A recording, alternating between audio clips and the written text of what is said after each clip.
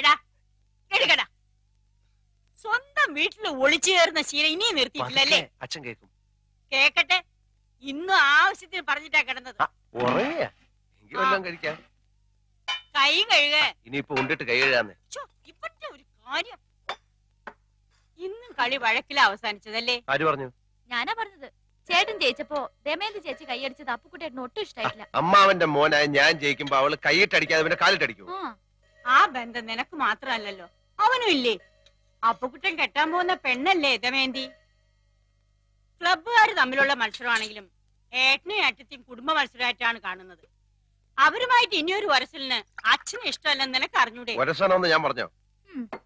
നമ്മളുമായിട്ട് അത്ര രസത്തിലല്ലെങ്കിലും അപ്പുക്കുട്ടൻ നിന്റെ ചേട്ടനാ. അവന്റെ മുമ്പിൽ ഒന്ന് തോറ്റു കൊടുത്താൽ നിനക്ക് ഒന്നും വരാൻ പോകുന്നില്ല. അമ്മേ, മത്സരമാകുമ്പോ അങ്ങനെ മനഃപൂർവ്വം തോറ്റു കൊടുക്കാൻ പറ്റത്തില്ല. അത് പറ്റില്ല. വല്യമ്മയുടെ മോനെന്ന് പറഞ്ഞ അങ്ങനെ തോറ്റു കൊടുത്താലേ അതിന്റെ ക്ഷീണം എന്റെ ക്ലബിനാ. നിന്നെ ഏട്ടൻ പറഞ്ഞതാ ശരി. ഈ പൊടിയപ്പുറത്ത് വന്നിരിക്കുന്നവള് കുറച്ച് സാമ്പാർ കൂടെ തന്നെ.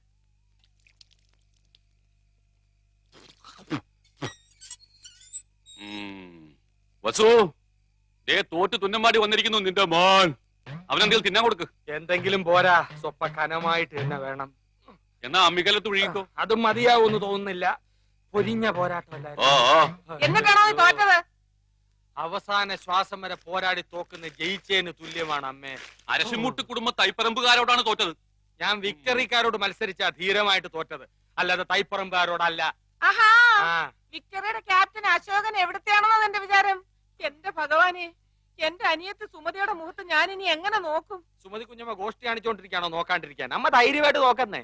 നീ പോടാ അവിടുന്ന്. ചെസ് മത്സരത്തി ഞാൻ അവനെ തറ പറ്റി. തലപ്പന്തുകളിലും ചീട്ടുകളിലും തോറ്റപ്പോഴും നീ ഇത് തന്നെ പറഞ്ഞത്. അത് പിന്നെ ഞാൻ ഒരുത്തം മാത്രം വിചാരിച്ചാ മതിയോ? കൂടെയുള്ള കോന്തന്മാരും കൂടെ വിചാരിക്കണ്ടേ? ചെസ്സിനാവുമ്പോ എന്റെ മണ്ട മാത്രം മതിയല്ലോ. എടാ മരമണ്ട, അതിലും നീ തോറ്റേച്ച് വന്നാലുണ്ടല്ലോ നിനക്ക് ഞാൻ പച്ച വെള്ളം തരത്തില്ല. പച്ചവെള്ളം ഫ്രീ ആയിട്ട് ഹോട്ടലിൽ നിന്ന് കിട്ടും. അമ്മ വിശന്നിട്ട് കുടൽ തിത്തൈ പാടുന്നു. അമ്മ വല്ലതും തിന്നെ എടുത്തു വെക്കും. എടാ നാളെ പോയി കുളിച്ചേച്ച് വരാൻ. അമ്മയുടെ പിണ്ണതയില എവിടെ ഇരിക്കുന്നേ? അമ്മയുടെ ഈ തിന്നാനുള്ള വാശി ജയിക്കാനും കാണിച്ചാൽ മതിയായിരുന്നു. ചെന്ന് എടുത്തു കൊടുക്ക്. മോനായി പോയില്ലേ? എന്തോന്നാ മോനായി പോയില്ലേ? മോനാ?